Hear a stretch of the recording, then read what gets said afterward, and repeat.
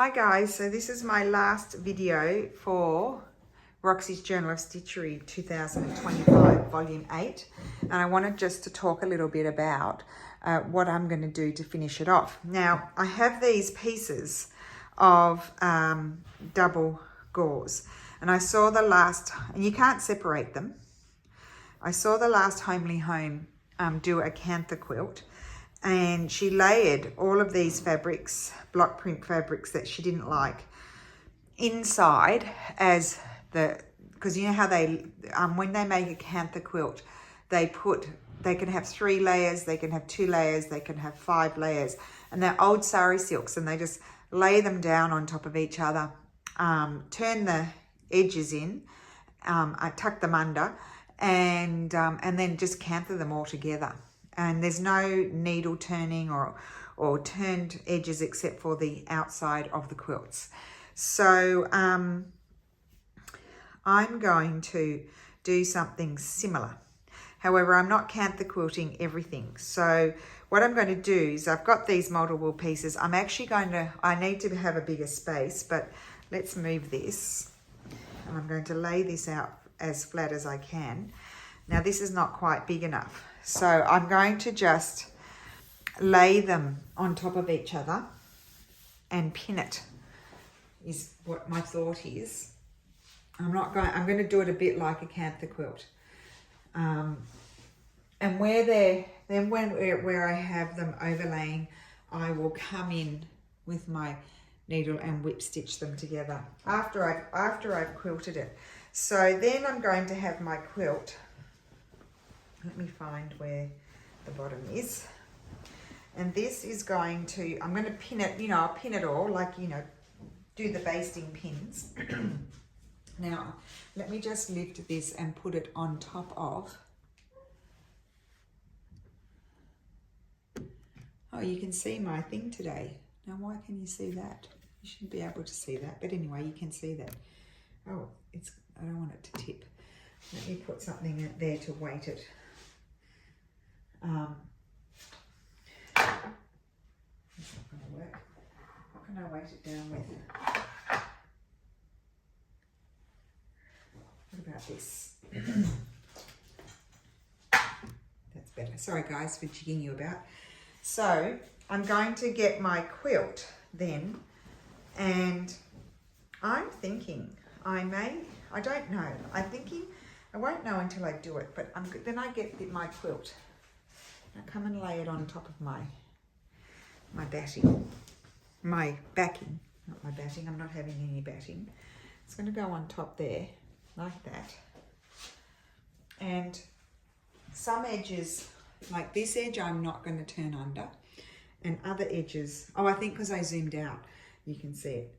Other edges I am going to turn under, but this is going to be, I'm going to have it a bit wider than my quilt, and that will turn, and then I'll do the wonder clips there. That will turn, and so I'll have that neat edge underneath. And where I have a raw edge, I may decide to, I could fold some fabric over. So then I'm going to clip it. This all needs to be ironed. I'm going to clip it, iron it, and then I'm going to put the quilting pins in, and then I'm just going to quilt across. Now I could go round things, I might quilt around that and go across like that. I'm just going to do rows of quilting, not too far apart, and where I need to go round, I'll go across that.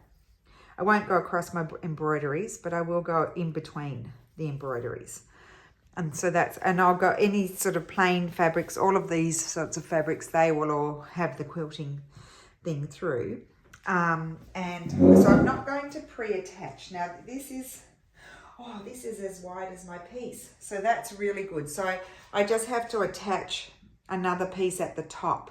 So I'm going to have a join in the middle, and I'll just fold that over, and that will be quilted, and that will hold it all together. So does that make sense? So that's how I'm putting it together. So let's recap. I've got my gauze, which is really thin. The edge is going to be fold it over a little bit. I might even iron it. And because this has a nice edge, and the bottom edge as well, but because this has a nice edge, this is what you're going to get, like that, there. And that's exactly what, if anyone has a Cantha quilt, you will see that's how their edges are. They're folded in like that. And then I'll wonder clip those. But I'm thinking I'm going to start quilting this one piece on, and then when I get up there, I'll attach my other piece. So I've only got half. It is probably almost, or might be a bit less than half underneath. And it is wide enough to be as wide as my piece, I do believe. So I can't fit it all onto the table, so I can't show you that. So I'm going to iron all of this. It'll all be ironed. I'll probably put it on the floor. I'll pin it everywhere, you know, do the safety pins as you would with a quilt. And then I'll do the quilting stitches, but it won't be tight Cantha stitching. I'll probably do that sort of distance between them. And I think I'm just going to go across, horizontal across it, and I think that will be done. And then, as I said, this edge, and then these edges will be turned in there. And I may go round and do the whip stitch around the edges just to make sure it's all closed. Okay, so I hope that makes sense. That is my last video for the year for this project. You will see me work on it again next year. I'll update you with any stitching, and I will put it together. I will go through the whole putting it together in a video, so that way you can see that.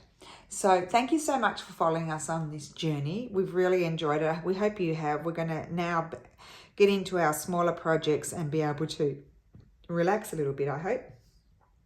As long as the ideas flow, because when the ideas don't flow, I'm not relaxed, but hopefully the ideas will flow. And thank you so much for joining us, and Happy New Year. And I hope that helps anyone. I know lots of people will have finished theirs by now because you're more on it than I am. And yeah, have a great new year, and we will see you in 2026. Bye.